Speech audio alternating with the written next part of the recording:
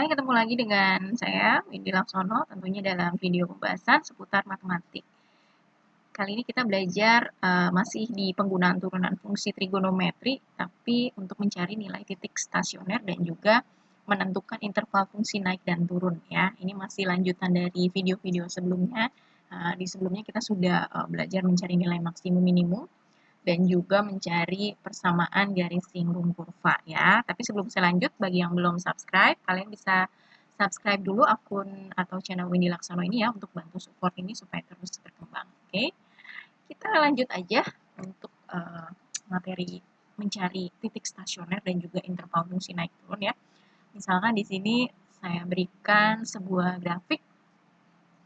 Grafiknya ya. Nah, misalkan grafik fungsi fx ya. Kalau kita lihat ini kan dia grafiknya melengkung ke atas gitu ya, terus melengkung ke bawah, terus ke atas lagi ya. Ini kita patokannya dari kiri ya, dari titik sini ke sini. Nah, oke. Kalau bisa kita lihat ini grafiknya dia bentuknya naik kan. Dari sini ke sini dia naik. Nah, terus berhenti sesaat. Habis itu dia turun ya, di sini dia turun. Lalu dia berhenti lagi, terus dia naik lagi. Nah, untuk yang naik ini dia namanya daerah naik. Ya, ini dia berhenti sejenak, dia di sini stasioner. Oke. Lalu ini dia turun lagi, berarti ini dia daerah turun ya. Ini dia berhenti lagi, berarti ini dia stasioner ya. Tempat pemberhentian kereta stasiun kan ini. Ini dia stasioner, oke. Ini grafiknya naik lagi, berarti ini dia daerah naik. Nah, oke, untuk menentukan nilai stasioner, nah ini dia ada dua ya. Ada yang kalau dia di atas ini, ketika dia berada di puncak ya, berarti dia di sini stasioner maksimum ya. Ketika dia ada di bawah, ya stasioner minimum. Atau penyebutannya untuk titik stasioner bisa juga titik optimum gitu ya, atau titik kritis, atau titik ekstrim gitu. Nah, untuk mendapatkan nilai stasioner maksimum dan minimum, caranya masih sama. Kita pakai penggunaan turunan fungsi trigonometri ya. Itu turunannya dia harus akan dicapai ketika f aksen x sama dengan 0 ya. Masih sama untuk mencari nilai stasioner maksimum dan juga stasioner minimum ya. Nah, untuk titik stasioner ini selanjutnya dibagi menjadi 3, yaitu ada titik balik maksimum, titik balik minimum, dan juga titik belok. Untuk titik belok ini penggunaan turunan kedua ya, nanti akan dibahas di video selanjutnya ya. Nah, lalu gimana untuk menentukan daerah fungsi naik dan juga turun ya? Ini saya gambarkan lagi sebuah grafik. Misalkan di sini ada grafiknya dia melengkung ke atas ini. Nah, ketika grafiknya seperti ini, kalau kita hubungkan dengan sebuah garis singgung ya. Misalkan ini saya gambarkan garisnya di sini. Nah, okay. Ketika grafiknya ini melengkung ke atas ya, maka gradien garisnya dia condong ke kanan ya. Artinya ketika condong ke kanan ini dia gradiennya itu bernilai positif ya, atau M-nya itu lebih besar dari 0 ya. Ini untuk ketika kurvanya dia itu kurva naik ya. Lalu gimana untuk yang kurvanya turun ya. Misalkan seperti ini. Nah, ketika kurvanya turun seperti ini maka gradien garisnya, maaf ini tidak bisa lurus. Nah, gradien garisnya dia akan condong ke kiri. Artinya dia negatif atau M-nya gradien M kan lambangnya ya. M-nya itu dia lebih kecil dari 0 ya.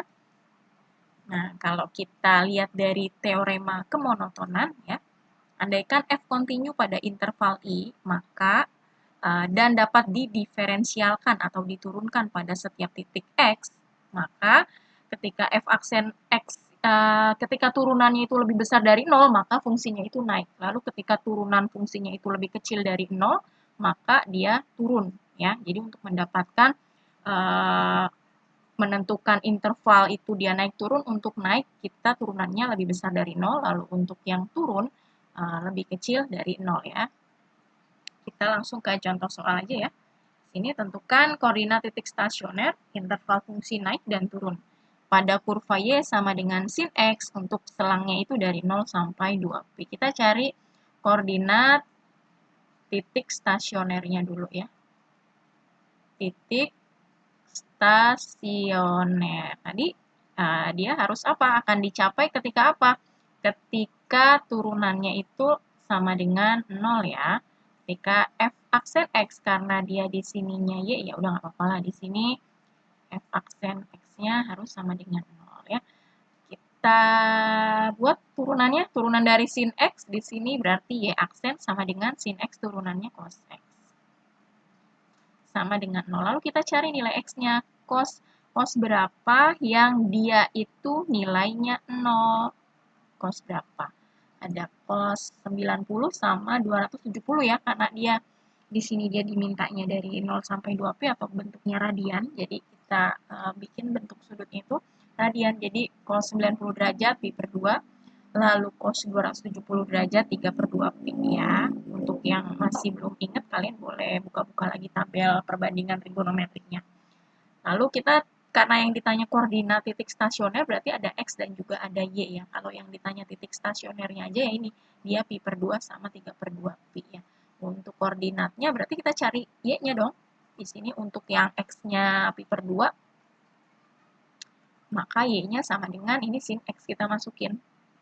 Jadi sin pi per 2 ya. Sin pi per 2, sin 90 nilainya berapa? 1 ya. Lalu untuk yang X-nya 3 per 2 pi, maka Y-nya sama dengan sin 3 per 2 pi. Sin 3 per 2 pi 270 derajat min 1 ya. Jadi kita dapat koordinat titik stasionernya berapa di sini? Pi per 2,1. Per 2,1 terus sama ini 3 per 2 pi min 1. Nah, yang ini dia titik balik maksimum, yang ini min 1 ini dia titik balik minimum ya, atau stasioner maksimum atau maksimum lokal gitu ya, minimum lokal ya, pembahasannya seperti itu. Terus sekarang kita nyari interval fungsi naik dan turun ya. Untuk interval fungsi naik kan tadi dia akan dicapai ketika turunannya itu lebih besar dari 0 ya. Lalu ketika turun itu akan dicapai ketika turunannya lebih kecil dari 0 ya. Kalau sudah sampai langkah ini, kamu buat garis bilangan. Nah, di sini selangnya kan dari 0 sampai 2pi ya, 0 sampai 2pi. Lalu kita udah dapat titik-titik stasionernya nih. Titik stasionernya tadi kita udah dapat pi per 2 sama 3 per 2pi, kita masukin ini. Untuk memasukkan nilai titik stasionernya harus urutan ya, mulai dari yang terkecil ya. Nah, lalu kita tentukan tanda di atasnya ini supaya kita bisa nentuin pada saat dia naik dan turun. Gimana caranya? Misalkan kita ambil sembarang titik di daerah sini ya, dari 0 sampai pi per 2, misalkan di sini ada pi per 3 atau pi per 4 atau pi per 6 lah boleh ya, misalkan pi per 4 di sini. Pi per 4. Kita masukin keturunannya tadi, Y aksen sama dengan cos X ya, misal X sama dengan pi per 4, maka F aksen sama dengan cos pi per 4 ya. Kamu hanya tinggal lihat apakah ini dia nilainya positif atau negatif ya. Cos pi per 4 itu dia 1 per 2 akar 2 kan, dia bernilai positif. Artinya dari 0 sampai pi per 2 ini dia nilainya positif. Nah, gitu ya. Lalu beda tempat lagi ini negatif. Selang-seling plus, min, plus. Dia akan berubah tanda ya. Nah, sekarang kita fokus untuk yang naik. Nah, naik dia itu lebih besar dari 0, akan dicapai ketika lebih besar dari 0. Artinya kamu cari yang intervalnya bertanda positif. Lalu untuk yang turun, kamu cari yang intervalnya bertanda negatif ya. Berarti yang positif ini dong. Nah, ada 2. Nah, jadi kurva Y sama dengan sin X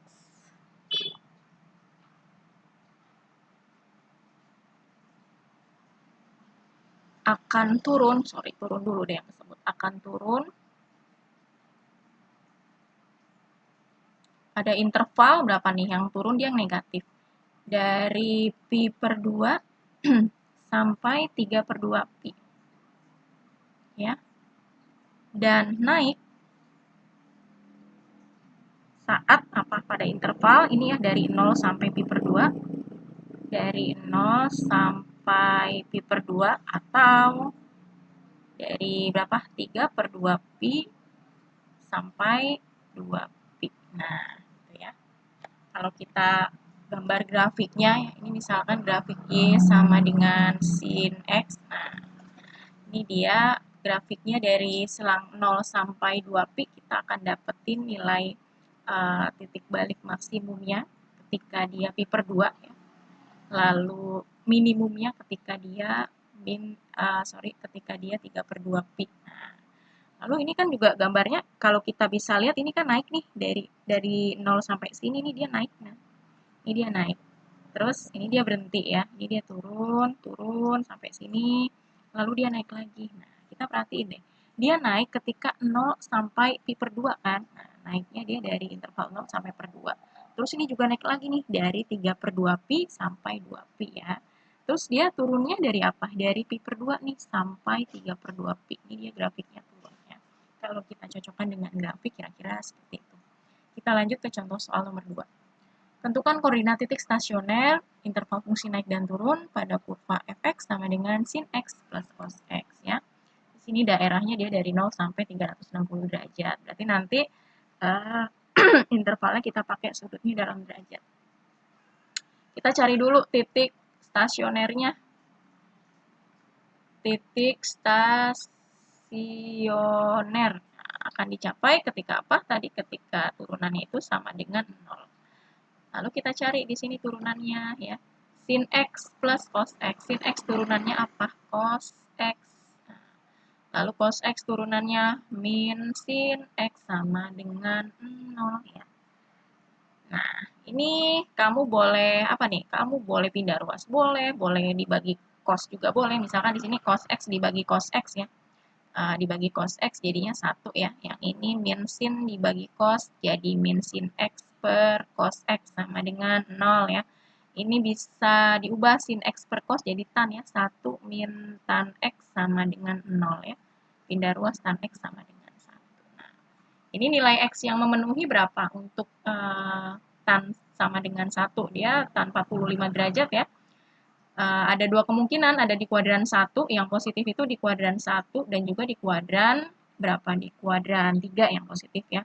Kalau di kuadran 3 berarti kamu carinya 180 ditambah ya, 180 ditambah 45, jadi 225 derajat. Kalau kalian bingung, boleh kalian lihat tabel lagi, tabel trigonometrinya.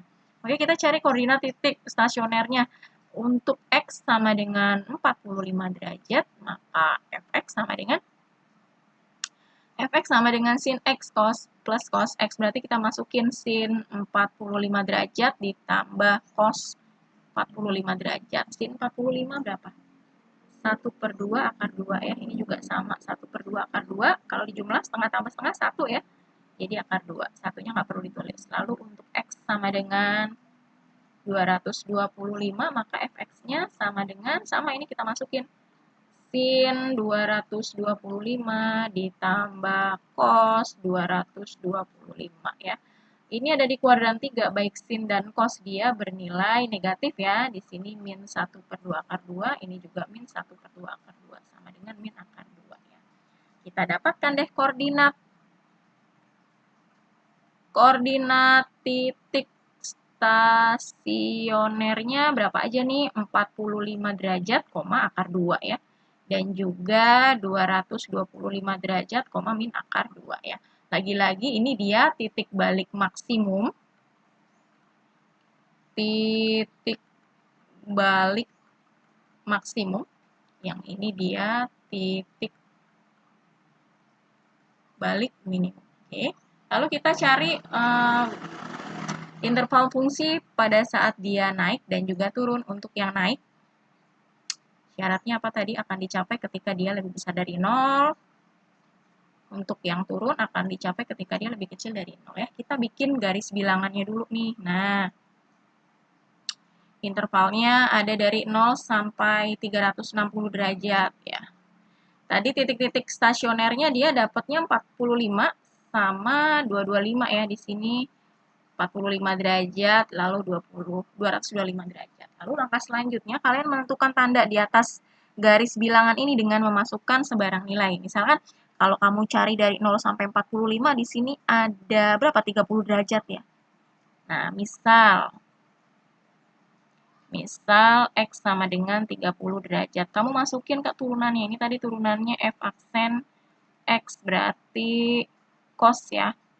Cos 30 derajat dikurang berapa? Sin 30 derajat. Nah, untuk cos 30 derajat nilainya berapa? 1/2 akar 3. Lalu sin 30 derajat 1/2 ya. Ini hasilnya positif berarti ya. Artinya dari 0 sampai 45 derajat di sini dia positif, ini negatif, ini positif ya. Lalu kita bisa menentukan fungsinya naik dan turun. Di sini berarti jawabannya kurva fx sama dengan sin X plus cos X akan turun atau akan naik. Naik dulu deh, akan naik pada interval berapa? Pada interval ini yang positif ya, 0 sampai 45 derajat. Atau 225 derajat sampai berapa? 360. Dan turun